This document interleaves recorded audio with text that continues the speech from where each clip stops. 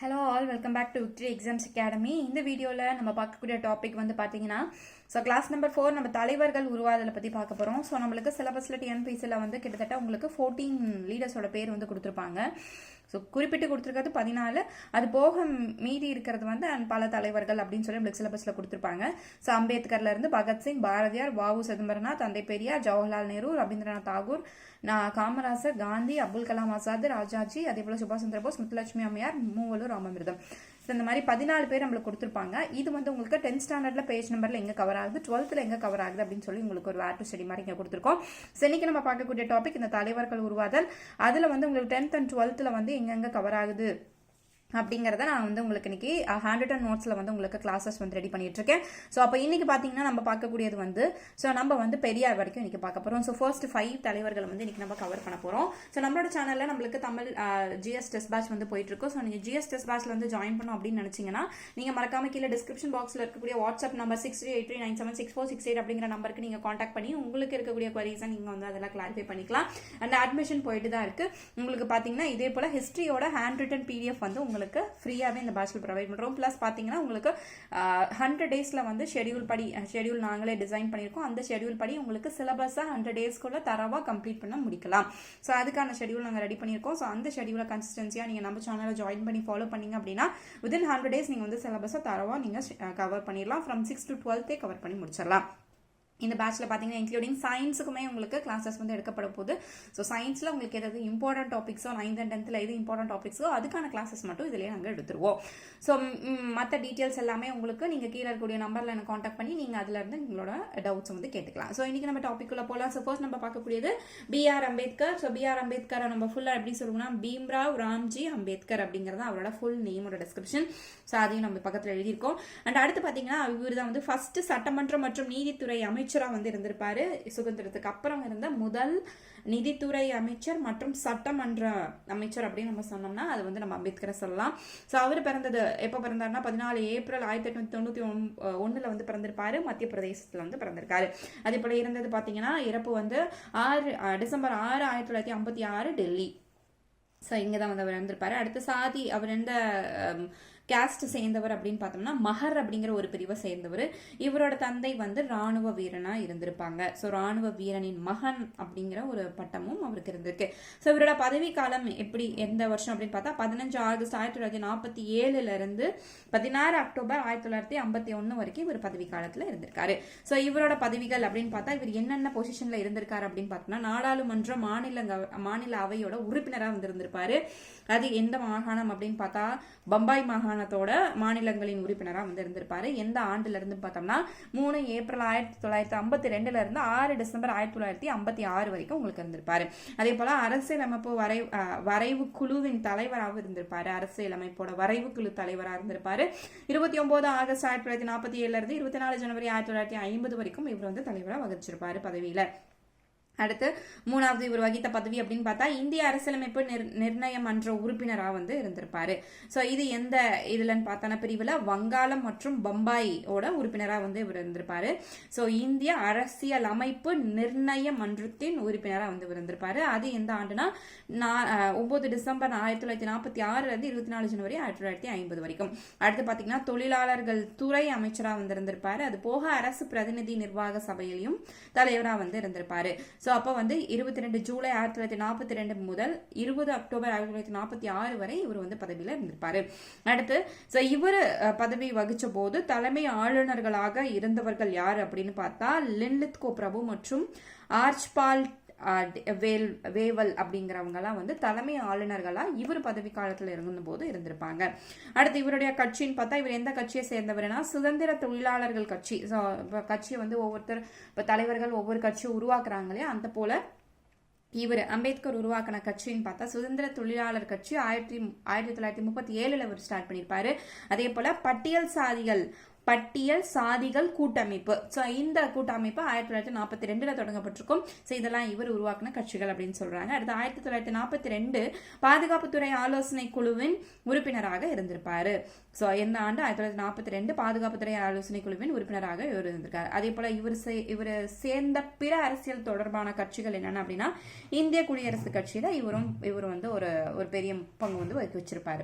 அப்போ இவர் ஆரம்பிச்ச கட்சிகள் இதெல்லாம். இவர் வேற எந்தெந்த கட்சிகள்ல இவரோட தொடர்பு இருந்துச்சு அப்படின்னு பார்த்தா இந்திய குடியரசு கட்சியிலும் இவர் தன்னோட பங்கை வந்து வகிச்சிருக்காரு. அடுத்து இவரோட பெற்றோர் அப்படின்னு பார்த்தா பீமாராவ். அதே போல வந்து ஃபுல் நேம் வந்து பீமாராவ் மாலேஜி அம்பேத்கர். ஸோ இவரோட பெற்றோரோட ஃபுல் நேம் ஃபாதர் வந்து பீமாராவ் மாலோஜி அம்பேத்கர்.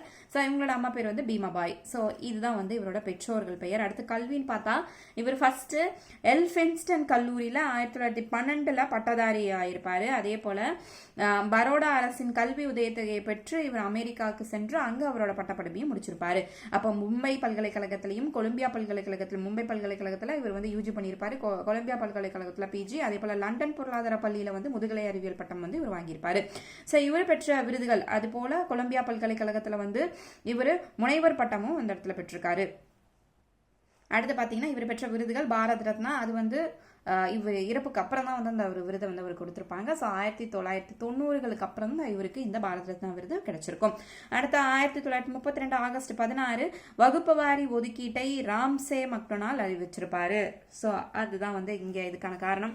ஸோ என்ன அப்படின்னு பார்த்தோம்னா ராம்சே மெக்டொனால்ட் வந்து எதை ஃபர்ஸ்ட் அறிவிச்சிருப்பாருன்னா அந்த வகுப்பு வாரியா முஸ்லிம் தனியா, சீக்கியர்கள் தனியா, இந்தியன் தனியா, கிறிஸ்தவர்கள் தனியா, இந்திய கிறிஸ்தவன் தனியாவும், ஆங்கிலேயர் கல்வி கற்ற இந்தியர்கள் தனியா, பெண்கள் தனியா, இந்த மாதிரி வகுப்பு வாரித்துவம் அப்படிங்கிறது இந்த ஆண்டுல தான் வந்து வர ஆரம்பிச்சிச்சு.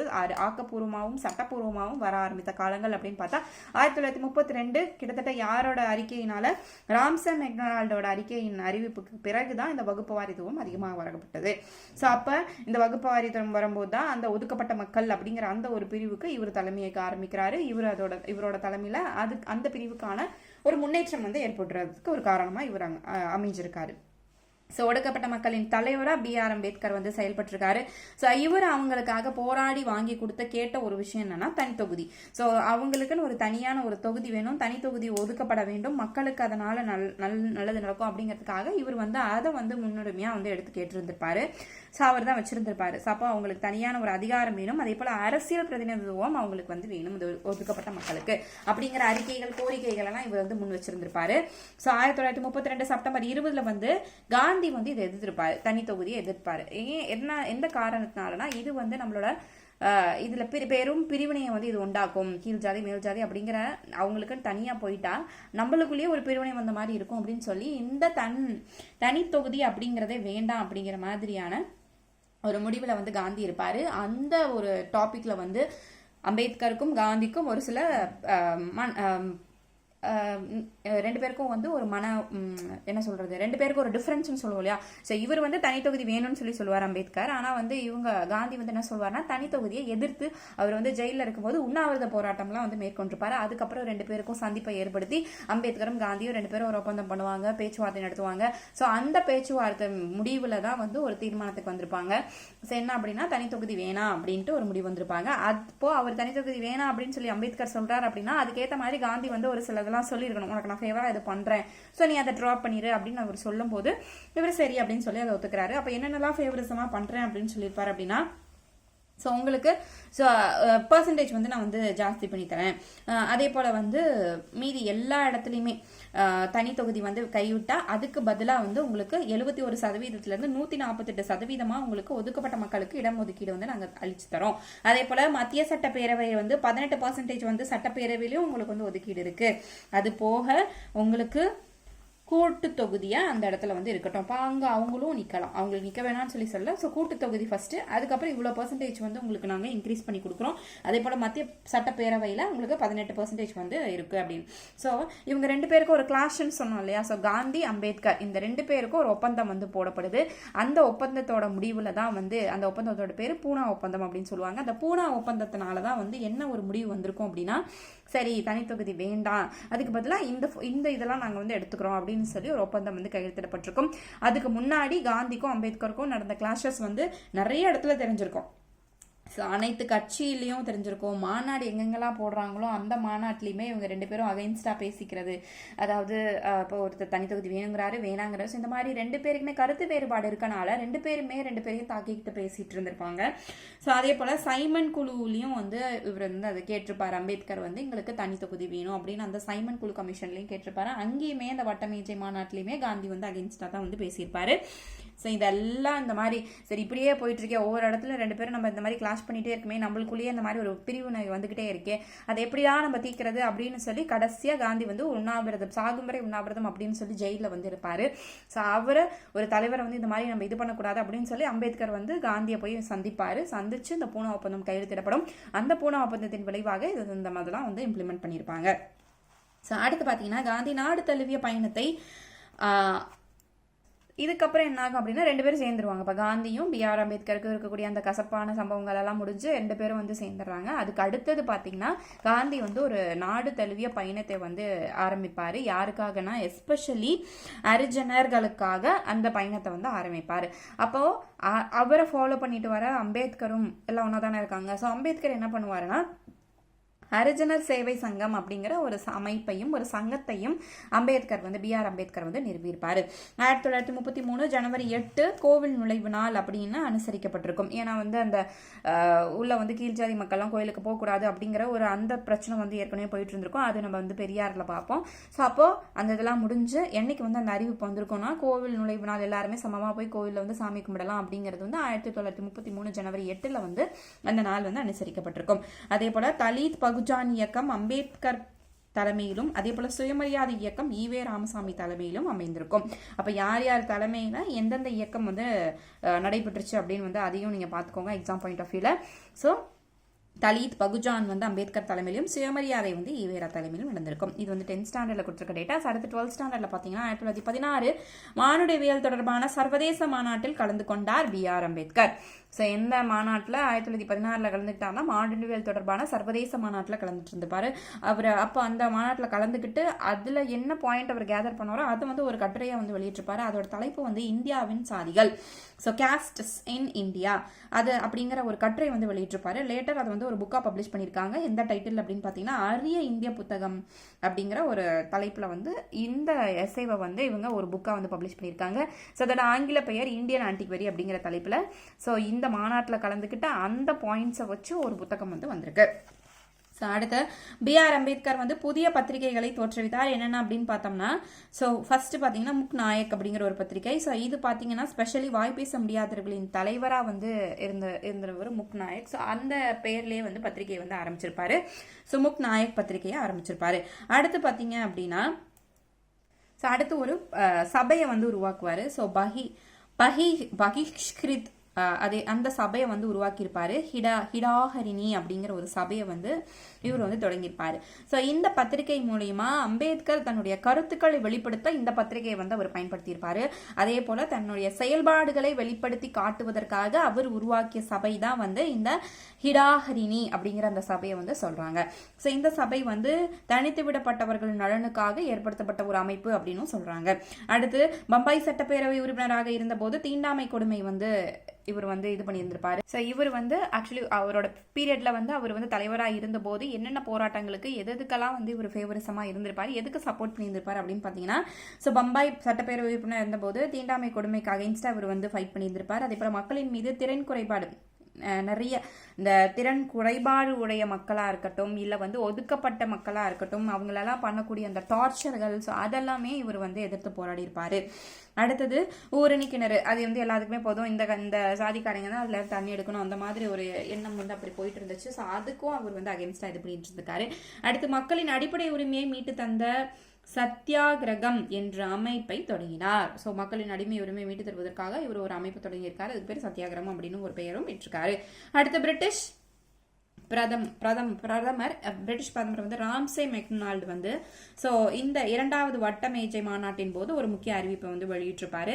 ஸோ அப்போ இந்த வட்டமேஜை மாநாட்டில் தான் வந்து இந்த தனித்தொகுதிங்கிற அப்படிங்கிற அந்த தலைப்பில் அம்பேத்கருக்கும் காந்திக்கும் ஒரு கிளாஷ் வந்து ஏற்பட்டிருக்கும்னு சொல்லி நம்ம ஏற்கனவே பார்த்தோம். ஸோ அந்த 2ஆம் வட்டமேஜை மாநாட்டின் போது தலைவராக இருந்தவர், பிரிட்டிஷ் பிரதமராக இருந்தவர் யார் அப்படின்னு பார்த்தா ராம்சே மெக்டொனால்ட். ஸோ அப்போ அவர் வந்து ஒரு முடிவு எடுக்கட்டும், ராம்சே மெக்டொனால்டு இந்த பிரச்சனைக்கு ஒரு தீர்வு சொல்லட்டும் அப்படிங்கிற பேர்ல தான் காந்தியும் அம்பேத்கரும் வந்து அந்த 2ஆம் வட்டமேஜை மாநாட்டின் போது எந்த முடிவும் எந்த ஒரு ஒப்பந்தமும் போடாமல் இருந்திருப்பாங்க. சரி, அவர் தானே பிரதமர், அவர் ஒரு முடிவு எடுத்து ஒரு தீர்ப்பை சொல்லுவார் அப்படின்னு வெயிட் பண்ணனால அந்த பிரச்சனை அன்னையோட முடியாம இன்னும் தொடர்ந்துகிட்டே போய் கடைசியா அந்த பிரச்சனை வந்து அந்த ஜெயிலில் வந்து அவர் உண்ணாவிரதம் இருக்கிறாரு அப்படின்னு தெரிஞ்சதும், ஸோ உயிரிழக்கும் வரை உண்ணாவிரதம் அப்படிங்கும் போது ஸோ அப்போ அந்த இடத்துல அந்த பிரச்சனைக்கு ஒரு சொல்யூஷன் வந்து வருது. ஸோ அதுதான் வந்து அந்த பூனா ஒப்பந்தம், பூனா பேக்ட் அப்படின்னு சொல்லக்கூடியது. ஸோ அதில் வந்து 1932 தான் வந்து அந்த தொகுதி ஒதுக்கீட்டுக்கு வந்து அம்பேத்கர் வந்து வெற்றி பெற்றுப்பார். ஸோ இதோட வந்து அம்பேத்கர் வந்து நம்மளுக்கு 10th and 12th இவ்வளோ தான் கண்டென்ட்ஸ் வந்து கொடுத்துருக்காங்க. ஸோ அதை பார்த்தாச்சும். அடுத்து பார்க்கக்கூடியது பகத்சிங். ஸோ பகத்சிங்கோட பிறப்பு அப்படின்னு பார்த்தா செப்டம்பர் 28, 1907 பிறந்த இடம் பார்த்தோம்னா பஞ்சாப் லாயல்பூர், இந்தியாவில் பிறந்திருப்பாரு. இறப்பு மார்ச் 23, 1931. ஸோ இவர் வந்து தூக்கிலிட்டு கொண்டிருப்பாங்க. எந்த வயசுலனா 24 வயசுல இவரை வந்து தூக்கிலிட்டு கொண்டிருப்பாங்க. இறந்த இடம் அப்படின்னு பார்த்தா லாகூர், பஞ்சாப், இந்தியா. ஸோ இந்தியாவில் பஞ்சாப் மாநிலத்தில் லாகூரில் வந்து இருந்திருப்பாரு. முக்கிய அமைப்பு அப்படின்னு பார்த்தோம்னா நாவுஜவான் பாரத் சபா அப்படிங்கிற ஒரு சபாவில் இருந்திருப்பாரு. அதே போல கீர்த்தி கிசான் கட்சி, இந்து சுதான் சோசியலிஸ்ட் குடியரசு.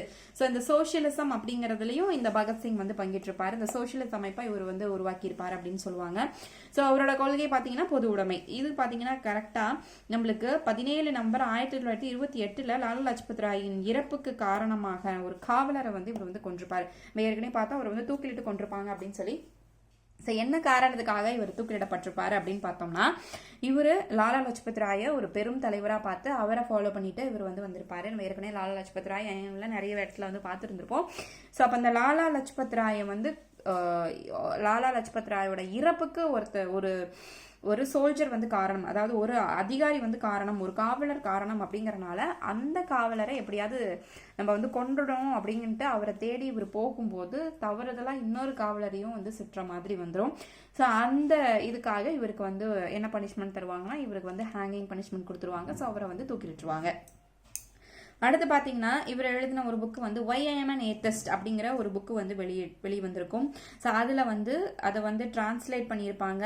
ஸோ அது வந்து பார்த்தீங்க அப்படின்னா ஸோ யாரால மொழிபெயர்க்கப்பட்டிருக்கு, டிரான்ஸ்லேஷன் பை ஜீவானந்தம் அப்படிங்கிறவரால் இந்த புக்கை வந்து டிரான்ஸ்லேட் பண்ணியிருப்பாங்க. இந்த இதை வந்து யார் எழுதியிருப்பாருன்னா சிங் தான் வந்து எழுதியிருப்பாரு. பகத்சிங் வந்து தன்னுடைய தந்தைக்கு வந்து எழுதியிருப்பாரு. ஒரு லெக்சரா நம்ம வந்து ஏன் இவர் வந்து ஒரு லெக்சர் கொடுத்துருப்பாரு, நான் ஏன் வந்து ஏத்திஸ்டா இருக்கேன், ஸோ இந்த மதத்தையும் சார்ந்து இல்லாமல் இருக்கேன் அப்படின்னு பார்த்தோம் அப்படிங்கிறதுக்கான காரணத்தை வந்து இவர் வந்து ஒரு லெக்சரா கொடுத்திருப்பாரு. அதை ஒரு நூலா வந்து டிரான்ஸ்லேட் பண்ணி ஜீவானந்தம் வந்து வெளியிட்டிருப்பாரு. அடுத்து சைமன் ஆணையக்குழு வந்து 1928 வந்து நிறுவப்பட்டது. ஸோ அதில் பார்த்தீங்கன்னா ஸோ அந்த சைமன் குழுவில் யாருமே இந்தியர்களே கிடையாது. ஸோ இந்திய உறுப்பினர்களே அதில் கிடையாது. ஸோ சைமன் குழு எந்த ஆண்டு இந்தியாவுக்கு வந்து 30 ஆகஸ்ட் 1928 வந்து இந்தியாவுக்கு வந்து வந்திருப்பாங்க. ஸோ அப்போது இங்கிருந்து ஒரு போராட்டம் வந்து மேற்கொள்ளப்படுது. சைமன் கோ பேக் சைமன் அப்படின்னு நம்ம பார்த்துருப்போம். வெள்ளையனே வெளியேறு அப்படிங்கிற அந்த கருப்பு கொடியை காட்டின அந்த புரட்சிகர இயக்கம் வந்து அந்த இடத்துல நடந்துட்டு இருந்திருக்கும். அப்போ ஜேம்ஸ் எஸ்காட்டுங்கிறவர் வந்து தடியடி அதை லத்தி சார்ஜ் வந்து நடத்தியிருப்பார் அந்த இடத்துல. ஸோ அப்போது நிறைய தலைவர்களை வந்து ப்ரெசென்ட் பண்ணியிருப்பாங்க. ஸோ அதில் லாலா லஜ்பத் ராயும் ஒருவர். ஸோ அடுத்து பார்த்தீங்கன்னா ஸோ இந்த லாலா லஜ்பத் ராயை மீட்கிறதுக்காக, அதாவது லாலா லஜ்பத் ராயை வந்து அவரோட இறப்புக்கு பழிவாங்கும் வகையில ஒரு கூட்டம், ஒரு புரட்சியாளர் கூட்டம் வந்து அந்த இடத்துல சேர்றாங்க. ஸோ அதுல வந்து சேவராம் ராஜ்குரு, சுக்ரதேவ் கபார், அதே போல வந்து சந்திரசேகர் ஆசாத் இவங்களோட சேர்த்து பகத்சிங்கும் சேர்ந்து அந்த அந்த ஆணையரை வந்து கொல்றதுக்காக, அந்த அதிகாரியை வந்து கொல்றதுக்காக அவங்க வந்து செல்றாங்க. ஸோ அப்போ இவர் மாறுதலா, அதாவது மிஸ்டேக்கா ஒரு துணை காவலரையும் கொன்றாங்க. ஸோ சாண்டர்சன் அப்படிங்கிற துணை காவலரையும் வந்து கொண்டுடுறாங்க. ஸோ அதுக்காக இவருக்கு அந்த ஹேங்கிங் பனிஷ்மெண்ட் வந்து லைட் பண்ணியிருக்காங்க. அடுத்து இடதுசாரி சிந்தனைகளை பரப்பியவர்கள் அப்படின்னு பார்த்தோம்னா நேரு மற்றும் சுபாஷ் சந்திர போஸை வந்து நம்ம சொல்லலாம்.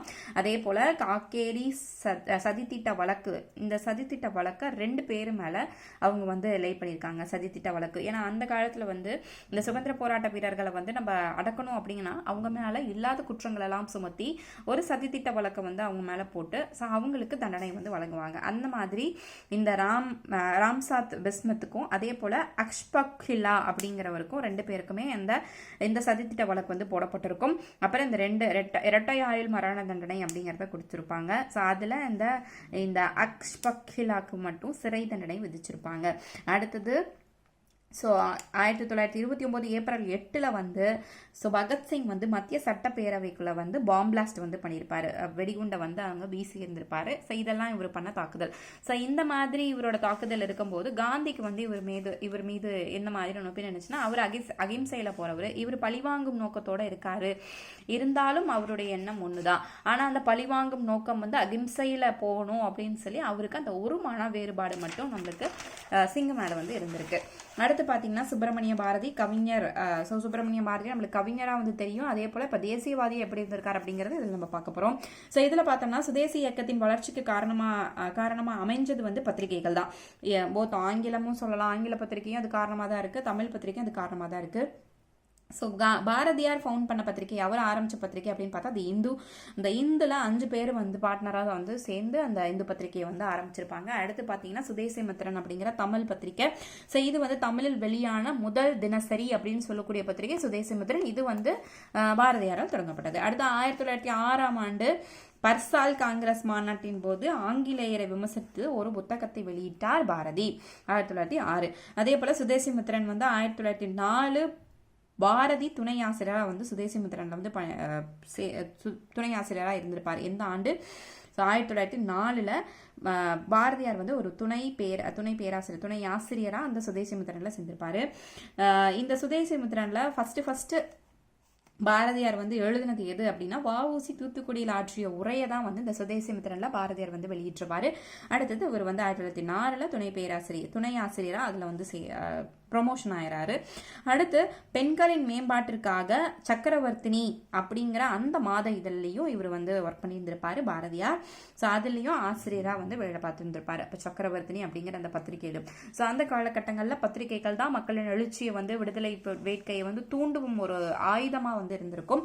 ஸோ அதை வந்து பாரதியார் வந்து ஃபாலோ பண்ணியிருப்பாரு. ஸோ இந்தந்த பத்திரிகைகள் மூலியமா தன்னுடைய கருத்துக்களை வந்து பாடல்களை கவிதைகள் மூலியமாகவும் வெளிப்படுத்தியிருப்பாரு. பாரதி தாக்கிய 2 நிகழ்வுகள் அல்லது 2 நபர்கள் அப்படின்னு சொன்னா, ஒன்னு நிவேதிதா. இந்த நிவேதிதா வந்து விவேகானந்தரின் சீடரான நிவேதிதா. இவங்க வந்து பாரதியை எந்த ஆண்டு சந்திச்சிருப்பாங்கன்னா 1905 வந்து சந்திச்சிருப்பாங்க. 2வது ஆள் யாருன்னு பார்த்தா திலகர். ஃபர்ஸ்ட் நம்ம நிவேதிதாவை முடிச்சுட்டு வந்துருவோம். ஸோ இந்த நிவேதிதாவை இவர் வந்து குருமணி அப்படின்னு சொல்லுவார். குருமணி அப்படின்னா அதுக்கான பொருள் ஆசிரியர் அப்படிங்கிறது.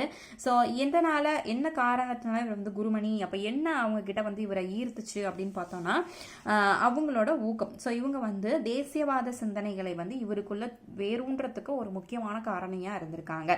ஸோ அவங்களோட ஊக்கம், அந்த மோட்டிவேஷன், அதை தான் வந்து இவங்க வந்து தூண்டி விட்டுருக்காங்க. தேசியவாத சிந்தனைகளை எழுப்பியவர் அவர் தான். அடுத்தது ஸோ கிரிட்டிசிசம். இந்த தீவிர தேசியவாதிகள் ஒரு ஒரு ஒரு சமீட்சையை வந்து வைக்கிறாங்க, ஒரு கிரிட்டிசிசம் வந்து வைக்கிறாங்க. என்ன அப்படின்னா மிதவாதிகள் வந்து யாசிப்பவர்கள் அப்படின்ட்டு ஒரு ஒரு ஒரு கேலி பேசுகிற மாதிரியான ஒரு கிரிட்டிசிசத்தை வந்து அவங்க வைக்கிறாங்க. யாரு? தீவிர தேசியவாதிகள் மிதவாதிகளை வந்து என்னென்னு சொல்லியிருக்காங்கன்னா, அவங்க வந்து யாசிப்பவர்கள், அவங்க வந்து பிச்சை போட்டாதான் வந்து அதை வாங்கிட்டு தான் நீ வாழ்கிற மாதிரி இருக்கும், நீயா போராடி அதை வாங்கணும் அப்படிங்கிற மாதிரியான ஒரு கான்செப்டில் இதெல்லாம் வந்து அப்போ நடந்திருக்கு. அடுத்தது 2வதாக இவர் இன்ஸ்பயர் ஆனது வந்து திலகர். ஸோ இவருக்கு எப்போ இந்த திலகர் மீதான ஆர்வம் வந்து இன்னும் கூடியிருக்கும் அப்படின்னு பார்த்தோம்னா சூரத் மாநாட்டிற்கு பிறகு. சூரத் மாநாடு வந்து 1907 வந்து நடந்திருக்கும். அதற்கு பிறகு திலகர் மீதான ஆர்வம் வந்து இவருக்கு கூடியிருக்கு.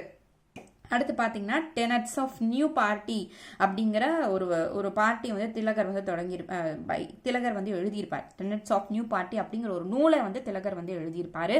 ஸோ அந்த நூலை வந்து பாரதியார் வந்து மொழியாக்கம் வந்து செஞ்சிருப்பாரு. அவர் மீது கொண்ட பற்றுனால அவர் எழுதிய ஒரு நூலை வந்து இவர் தமிழாக்கம் செஞ்சிருப்பாரு.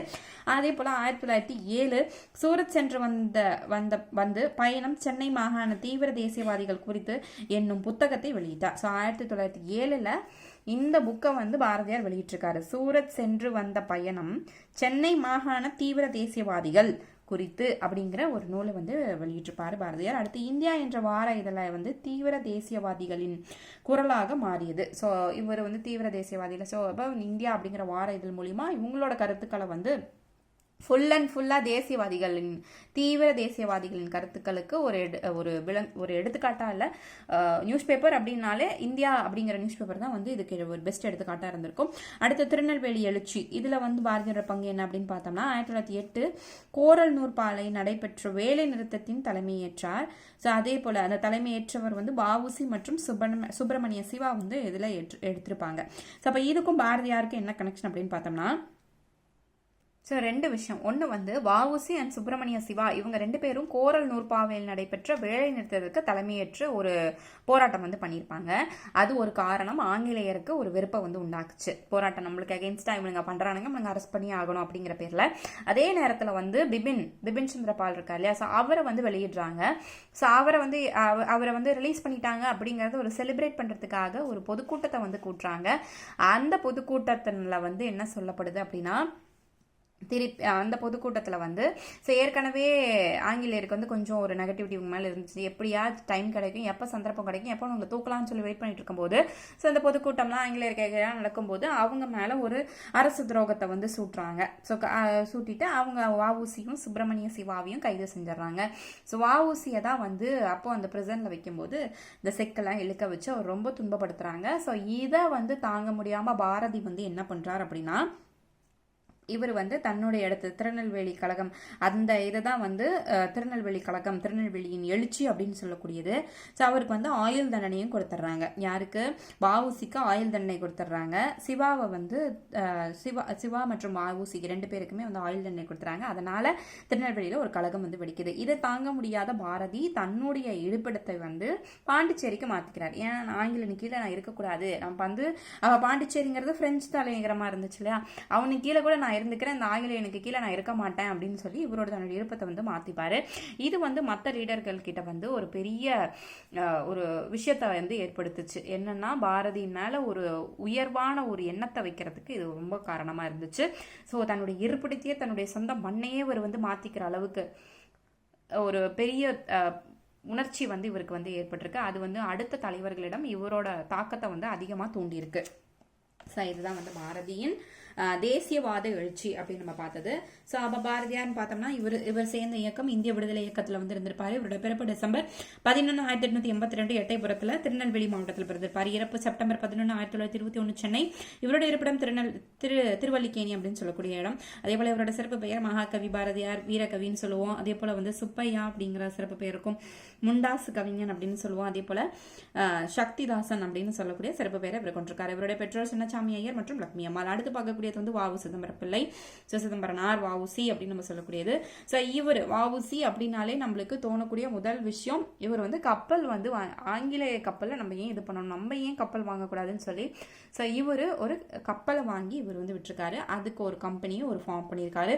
சுதேசி ஸ்டீம் நேவிகேஷன் கம்பெனி, SSNC அப்படிங்கிறத தூத்துக்குடியில் வஉசி தொடங்கிய சுதேசி நீராவி கப்பல் கம்பெனி. ஸோ அப்போ வந்து இவர் தான் வந்து முதல்ல வந்து அந்த கப்பல் கம்பெனி வந்து தொடங்கியிருப்பாரு. ஸோ அப்போ 2 கப்பலை வந்து விலைக்கு வாங்கியிருப்பாரு. ஒன்று எஸ்எஸ் லாவோ, இன்னொன்று SS காலியா அப்படிங்கிற 2 கப்பலை வந்து விலைக்கு வாங்கியிருப்பாரு. ஸோ இந்த கப்பல் எங்கேருந்து எது வரைக்கும் பயணம் செய்யணும்னா தூத்துக்குடி முதல் கொழும்பு போயிட்டு திருப்பி வருது. ஸோ அப்போது இதுக்கு இடையே தான் அந்த கப்பல் வந்து ஓட்டிகிட்டு இருந்திருக்காங்க. ஸோ அடுத்து 1906 வஉசி வந்து சுதேசி நீராவி கப்பல் கம்பெனி கூட்டு நிறுவனமாக பதிவு செய்தார். அப்போ அந்த இடத்துல பார்ட்னர்ஸோடு சேர்ந்து அதை இது பண்ணுறாரு. அப்போது இப்போ நம்ம சொல்கிறோம் இல்லையா, ஒரு கம்பெனிக்கு ஷேர் அப்படின்னு சொல்கிறோம். ஸோ அந்த மாதிரி ஒரு ஷேருக்கு இவ்வளோ விலை, யார் வேணாலும் இந்த கம்பெனியில் பார்ட்னர்ஸாக சேர்ந்துக்கலாம் அப்படிங்கிற மாதிரி, ஷேர் ஹோல்டர்ஸாக இருக்கலாம் அப்படிங்கிறத அந்த கான்செப்டை அவர் அப்போவே வந்து ஆரம்பிச்சிருக்காரு. ஸோ அது பார்த்தீங்கன்னா கிட்டத்தட்ட 10 லட்சம் அதுக்கு வந்து முதலீடு செஞ்சிருக்காரு. அதில் 40,000 பங்காடாக பிரிக்கப்பட்டிருக்கு. அதை வந்து பிரிக்கிருக்காங்க. 40,000 பங்கு இருக்கிற மாதிரி அதை பிரிச்சிருக்காங்க. அப்போ ஒரு பங்குக்கு வந்து 25 ரூபா அப்படின்ட்டு ஒரு இந்தியன் வந்து அதை வாங்கிக்கலாம். இந்தியரோ ஒரு இலங்கையரோ வந்து அதை வந்து வாங்கிக்கலாம். அதில் வந்து பார்ட்னர்ஸாக இருந்துக்கலாம் அப்படிங்கிற மாதிரியான இந்த கம்பெனி வந்து இது பண்ணிட்டு இருந்தாங்க. ஆரம்பத்தில் ஆங்கிலேயர்கள் வந்து இது ஒரு பெரிய பொருட்டாக எடுத்துக்கல. ஏன்னா அவனுக்கு 100 கணக்கில் கப்பல் ஓடிட்டு இருக்கு, இவன் ஒரு 2 வாங்கி விடுறதுனால என்ன ஆக போகுது அப்படின்னு சொல்லி இதை வந்து ஒரு பெரிய விஷயமா அவர்கள் வந்து கருத்தில் கொள்ளலை. ஆனால் இதில் நாளடைவில் வந்து ஒரு பெரிய மாற்றத்தையும் ஒரு பெரிய விஷயத்தை வந்து கொண்டு வரும் அப்படிங்கிறத அவங்க வந்து அக்செப்ட் பண்ணாமல் அதை விட்டுட்டாங்க. ஸோ சுதேச நிறுவனத்தின் வெற்றி குறித்து லோகமான்யா திலகர் தன்னுடைய கேசரி மராட்டிய பத்திரிகையில் எழுதினார். ஸோ இது வந்து இந்த டேட்டாஸும் ரொம்ப இம்பார்ட்டன்ட். ஸோ இது வந்து எந்த பத்திரிகையில் எந்த வெற்றியை குறித்து யார் வந்து எழுதியிருக்காங்க அப்படிங்கிறத தெளிவாக பார்த்துங்க. அடுத்து கம்பெனி பங்கு விற்பனை செய்ய அரவிந்த கோஷ் உதவினார். ஸோ அப்போ கம்பெனி பங்கு அந்த ஷேர்ஸ் எல்லாம் விற்கிறதுக்கும் யார் வந்து ஹெல்ப் பண்ணியிருக்காருன்னா அரவிந்த கோஷ் வந்து ஹெல்ப் பண்ணியிருக்காரு. ஸோ இத்தனை பார்ட்னர் சேர்ந்தாச்சும் இந்த கம்பெனியை ஃபார்ம் பண்ணி இந்த கம்பெனியை வந்து நடத்திட்டு வந்திருக்காரு. பெரிய பங்குதாரர்கள் இதில் யார் அப்படின்னு பார்த்தோம்னா பாண்டித்துரை மற்றும் சாஜி பக்கீர் அப்படிங்கிறவங்க தான் இதில் லார்ஜஸ்ட் ஷேர் ஹோல்டர்ஸாக இவங்க 2 பேர் வந்திருக்காங்க. 1907 பிப்ரவரி மற்றும் மார்ச் மாதங்களில் வந்து தூத்துக்குடி கரையில் வந்து 2 பேரும் சேர்ந்து ஒரு பொதுக்கூட்டத்தில் வந்து பேசியிருக்காங்க. யார்? வஉசி மற்றும் இந்த பெரிய பங்குதாரர்கள்லாம் சேர்ந்து ஒரு பொதுக்கூட்டங்களில் இது பண்ணி அந்த கூட்டத்தில் பேசியிருக்காங்க. அடுத்து 1908 கோரல் மில் தொழிலாளர்கள் வந்து வேலை நிறுத்தம் வந்து நம்ம ஏற்கனவே பார்த்துருப்போம். அந்த கோரல் மில் தொழிலாளர்கள் பிரச்சனையில தான் வஉசி மற்றும் சுப்பிரமணிய சிவா வந்து கைது செய்யப்பட்டிருப்பாங்க அப்படின்ட்டு. இப்போ வஉசியை வந்து ஜெயில் அடைச்சு அவரு வந்து பிரசன்ட்ல செக்கலுக்க வச்சு அந்த மாதிரியான டார்ச்சர்லாம் வஉசிக்கு வந்து இது பண்ணியிருந்திருப்பாங்க. ஸோ அதுதான் இங்கேயும் கொடுத்துருப்போம். ஸோ இப்போ வஉசியோட பிறப்பு அப்படின்னு பார்த்தா 5 செப்டம்பர் 1872 ஒட்டப்பிடாரம் அப்படிங்கிற இடத்துல பிறந்திருப்பாரு, திருநெல்வேலி மாவட்டம். இறப்பு பார்த்தீங்கன்னா 18 நவம்பர் 1936. அதே இவர் வந்து கப்பலுடைய தமிழன், செக்கெழுத்து செம்மல் அப்படிங்கிற சிறப்பு பெயரில் இவர் அழைக்கிறோம். பெற்றோர்கள்னு பார்த்தா உலகநாத பிள்ளை மற்றும் பரமாயி அம்மாள் அப்படின்னு சொல்றோம். இவரை சேர்ந்த இயக்கம் இந்திய விடுதலை இயக்கம். அவ்வளோதான். ஸோ அடுத்து பார்க்கக்கூடியது ஈவேரா. ஸோ ஈவேரானாலே நம்மளுக்கு பெரியார் அப்படிங்கிறது தெரிய வந்துடும். ஸோ இவரோட பிறப்பு 17 செப்டம்பர் 1879 ஈரோடு சென்னை மாகாணம். அப்போ ஈரோடு வந்து சென்னை மாகாண பகுதியில் ஒன்றா இருந்தது அந்த காலகட்டங்கள், அதாவது 1879 காலகட்டங்களில். ஸோ இறப்பு பார்த்தீங்கன்னா 24 டிசம்பர் 1973 வேலூர். அதே போல் இவர் சேர்ந்த அரசியல் இயக்கம் அப்படின்னா சுயமரியாதை இயக்கம். இந்த ஆண்டு 1925. அதே போல் திராவிட தேசியம் அப்படிங்கிற இயக்கத்திலையும் இவர் வந்து மெம்பராக இருந்திருப்பாரு. அடுத்து சமயம்னு பார்த்தா சுயமரியாதை இயக்கம் இவர் தொடங்கப்பட்டிருக்கும் மற்றும் திராவிட தேசிய இயக்கமும் இவரால் தொடங்கப்பட்டிருக்கும். ஸோ இவர் எந்த சமயத்தை சார்ந்தவர் அப்படின்னு பார்த்தா இறை மறுப்பாளர். எந்த கடவுளையும் எந்த சமயத்தையும் இவர் சார்ந்தவர் அல்ல. அடுத்து வைக்கம் போராட்டம் நடந்த ஆண்டு 1924 25 வரைக்கும். ஸோ அதுக்கு வந்து லீட் பண்ணது, தலைமை தாங்கியது அப்படின்னு பார்த்தா டி.கே. மாதவன் வந்து தலைமை தாங்கியிருப்பாரு. ஆங்கில பத்திரிகையான ரிவோல்ட் அப்படிங்கிற பத்திரிகையிலும் தன்னுடைய கருத்துக்களை வந்து புரட்சிகரமான கருத்துக்களை அதில் வெளிப்படுத்திட்டு இருந்தாரு முன்ன. அடுத்தது சொந்தமாக இவரே வந்து பத்திரிகையில் வந்து ஸ்டார்ட் பண்ணியிருப்பார். அதையும் பார்ப்போம். சுயமரியாதை இயக்கம், செல்ஃப் ரெஸ்பெக்ட் மூவ்மெண்ட் அப்படின்னு சொல்லக்கூடியது. ஸோ இதில் என்ன சொல்லியிருப்பாருன்னா, எந்த ஒரு சாதிகளும் கிடையாது, சாதிக்கு இந்த சடங்கு பண்ணும், இந்த சம்பிரதாயம் பண்ணும் அப்படிங்கிற எல்லாத்தையும் வந்து மூட்டை கட்டி வைங்க. ஸோ எந்த ஒரு சமூகம் அப்படின்னா அது வந்து சாதிகளற்ற, சடங்குகளற்ற, சம்பிரதாயமற்ற ஒரு சமூகமாக இருக்கணும் அப்படின்னு சொல்லி அதுக்காக தான் கஷ்டப்பட்டு இந்த சுயமரியாதை இயக்கத்தை வந்து தொடங்கியிருப்பாரு. பகுத்தறிவு மற்றும் சுயமரியாதையை தான் வந்து இவர் வந்து பிரகடனம் செஞ்சிருப்பாரு கடைசி வரைக்கும். கட்டாய தொடக்க கல்வியை வந்து வலியுறுத்தினாரு, பெண் விடுதலைக்காக போராடினாரு, மூட நம்பிக்கையை வந்து நீக்கியிருப்பாரு, பகுத்தறிவை வந்து ஊட்டியிருப்பாரு, சீர்திருத்த இயக்கம், அதே போல சீர்திருத்த திருமணத்தை வந்து இவர் வந்து அங்கீகரிச்சிருப்பாரு, அல்லது சுயமரியாதை திருமணம்னு அதுக்கு இன்னொரு பேரும் அழிச்சிருக்காங்க. ஸோ இவங்க வந்து இது எல்லாத்துக்குமே இவர் போராடி இருப்பாரு. அது போக இவர் வந்து முஸ்லிம்களுக்காகவும், இப்போ பெண்களுக்காக போராடி இருக்காரு அப்படின்னா அது வந்து முஸ்லிம்கள் அந்த கேட்டகரியில இருக்கக்கூடிய எல்லாருக்குமே தான் இவர் போராடிப்பாரு, இந்துக்கு மட்டும்தான் அப்படிங்கிறதுலாம் கிடையாது. அடுத்து வாரணாசியில வந்து ஏனைய சமயம் சார்ந்த மையம் தீங்கினால் வாரணாசியில வந்து ஏனைய சமயம் சார்ந்த மையம் ஒன்றை வந்து நிறுவியிருப்பாரு. அதே போல குடும்ப தொழில் அப்படின்னு பார்த்தா இவரோட குடும்ப தொழில் வணிகம். ஸோ அந்த வணிகம் வந்து கொஞ்சம் காலத்துக்கு செஞ்சுட்டு வந்தார். அதுக்கப்புறம் தான் இந்த இயக்கத்திலையும் இந்த அரசியல் கட்சிகள்லையும் இவர் சேர்ந்திருப்பாரு. ஈரோட்டின் நகரசபை தலைவர் பதவி இவருக்கு கிடைச்சிருக்கும். எந்த ஆண்டுனா 18 19 1918 1919 வரைக்கும் நகரசபை தலைவராக இருந்திருப்பாரு. தமிழ்நாடு காங்கிரஸ் கமிட்டியின் தலைவராக இருந்த போது ஒதுக்கப்பட்ட மக்களின் கோவில் நுழைவு உரிமைக்காக இவர் பெரிதும் போராடி பாடுபட்டு அதுலேயும் வெற்றி கண்டிருப்பாரு. ஸோ இவரை தான் நம்ம வைக்கம் வீரன் சொல்றோம். அப்போ வைக்கம் அப்படிங்கிறது திருவாங்கூர் அப்படிங்கிற ஒரு இடத்துல இருக்கக்கூடிய ஒரு இடம். ஸோ அது வந்து திருவாங்கூர் சமஸ்தானத்தில் இருக்கு. ஸோ அது இப்போ தற்போதைய கேரள மாநிலத்தில் இருக்கக்கூடிய ஒரு இடம். ஸோ வைக்கம் வீரர் பெரியார் அப்படின்னு நம்ம சொல்றோம். அடுத்தது பார்த்தீங்க அப்படின்னா சேரன்மாதேவி குருகுல பள்ளி, அதுலேயும் ஒரு சின்ன ஒரு பிரச்சனை வந்திருக்கும். என்ன அப்படின்னா அந்த குருகுல பள்ளியிலையும் உணவு சாப்பிட்றதுக்கு வந்து மேல் ஜாதி தனியாக கீழ் ஜாதி தனியாக அந்த மாதிரி வந்து ஜாதி வாரியாக உணவு கூட அந்த அளவுக்கு பாகுபாடு காட்டி நீங்கள் வந்து ஒரு சாப்பாட்டில் கூட அந்த அளவுக்கு காட்டிங்களா அப்படின்னு சொல்லி அதுலேயும் ஒரு போராட்டம் வந்து மேற்கொண்டிருப்பார். 1925 வந்து சுயமரியாதை இயக்கத்தை தொடங்கியிருப்பார். இவர் ஆரம்பித்த செய்தித்தாள்கள் மற்றும் இதழ்கள் அப்படின்னு பார்த்தோம்னா குடியரசு 1925 தொடங்கியிருப்பார். அதே போல் ரிவோல்ட் 1928, புரட்சி 1933, பகுத்தறிவு 1934, விடுதலை 1935. இந்த இயரும் ரொம்ப முக்கியம், அதையும் பார்த்துக்கோங்க. இந்த குடியரசு அப்படிங்கிறது தான் தன்னுடைய சுயமரியாதை கட்சியின் இயக்கத்தின் ஆக்கப்பூர்வமான செய்திகளை வந்து வெளியிடுறதுக்கான பத்திரிகை அந்த குடியரசு வந்து அமைஞ்சிருக்கும். அவர் எழுதிய கட்டுரை வந்து சித்திரபுத்திரன் அப்படிங்கிற ஒரு புனைப்பெயர்ல வந்து அவர் எழுதுவார். இவர் எழுதுற கதையில இவரோட நேமை வந்து மறைச்சிட்டு ஸோ இந்த நேம்ல அவர் வந்து எழுதுறது வழக்கமா இருந்துச்சு. அடுத்து இவரோட நெருங்கிய நண்பர் அப்படின்னு பார்த்தோம்னா சிங்காரவேலன். ஸோ இவர் இந்த சிங்காரவேலனோட ஸ்பெஷாலிட்டின்னா இவர் பௌத்த சமய முன்னோடியாக இருந்திருப்பார். அதே போல் தென்னிந்தியாவின் முதல் பொது உடைமைவாதியாகவும் இருந்திருப்பார் இந்த சிங்காரவேலன். அடுத்து B.R. அம்பேத்கர் எழுதிய சாதி ஒழிப்பு அப்படிங்கிற அனிகிலேஷன் ஆஃப் காஸ்ட் அப்படிங்கிற ஒரு நூலை இவர் தமிழாக்கம் செஞ்சு அதையும் பதிப்பிச்சிருப்பார். 1937 ராஜாஜியின் தலைமையிலான அரசின் செயல்பாட்டின் போராட்டத்தில் வந்து பங்கேற்றிருப்பாரு. அதன் காரணமாக இவர் சிறையும் சென்றிருப்பாரு. ஸோ இப்போ வந்து இந்த ராஜாஜி வந்து இந்த பெரியாருக்கும் இந்த ராஜாஜிக்கும் ஒரு சில பாயிண்ட்ல வந்து டீவியேஷன் ஆகும். ரெண்டு பேரோட தாட் ப்ராசஸும் கொஞ்சம் வேறு வேறு மாதிரி இருந்துச்சு. அதனால் ரெண்டு பேர்த்துக்கும் ஒரு சிந்தனை வாரியாக வந்து ஒரு சில கிளாஷஸ் வந்து ஏற்பட்டுச்சு. ஸோ ராஜாஜி வந்து குலக்கல்வி முறை ராஜாஜி பீரியடில், அதாவது ராஜாஜி ரூலிங் பீரியடில் இருக்கும்போது அவருக்கு அகெயின்ஸ்டாக இவர் வந்து போராட்டம் செஞ்சிருப்பாரு. என்ன பாயிண்ட் ஆஃப் வியூவில் அப்படின்னு பார்த்தோம்னா குலக்கல்வி முறை. ஸோ அந்த குலக்கல்வி முறையை ராஜாஜி வந்து அக்செப்ட் பண்ணி அதை வந்து இவரோட பீரியடில் அதை ஃபாலோ பண்ணிட்டு இருந்திருப்பாங்க. இவர் வந்து அதுக்கு அகெயின்ஸ்டாக வந்து போராடி இருப்பார். அது வந்து வேண்டாம் அப்படிங்கிற மாதிரி. அதே போல் ஹிந்தியை வந்து கட்டாய பாடமாக வந்து ராஜாஜியோட பீரியடில் அது இம்ப்ளிமெண்ட் பண்ணியிருப்பாங்க. அதுவும் வேண்டாம் அப்படிங்கிற மாதிரியான 2 போராட்டத்தை வந்து அவர் மேற்கொண்டிருப்பார். ஸோ இந்த போராட்ட விளைவின் காரணமாக ராஜாஜி வந்து பதவி வந்து விளங்கினார்.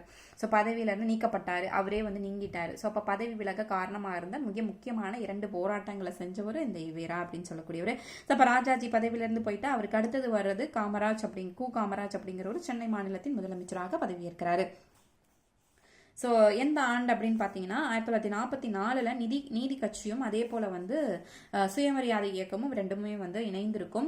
அதுக்கு புது பெயர் ரெண்டும் இணைஞ்சிட்டு அதுக்கு ஒரு புது பெயர் திராவிட கழகம் அப்படிங்கிற ஒரு புது பெயரை வந்து வச்சிருப்பாங்க. எந்த ஆண்டு 1944. அப்போ அது எந்தெந்த கட்சி நீதி கட்சியும் அதே போல் சுயமரியாதை இயக்கம் ரெண்டுமே சேர்ந்திருக்கும். அடுத்து இவர் எந்த ஆண்டு இருப்பார்னா 1973. 94 வயசுல இவர் வந்து இறந்திருப்பார். இவரோட உடல் வந்து சென்னை பெரிய திடலில் வந்து வைக்கப்பட்டிருந்துச்சு. அடுத்து பெரியார் வந்து ஒரு பெண்ணியல்வாதி அப்படின்னு நம்மளுக்கு தெரியும். எதனாலனா பெண்களுக்கு அதிகமாக இவர் வந்து சப்போர்ட் பண்ணியிருப்பாரு.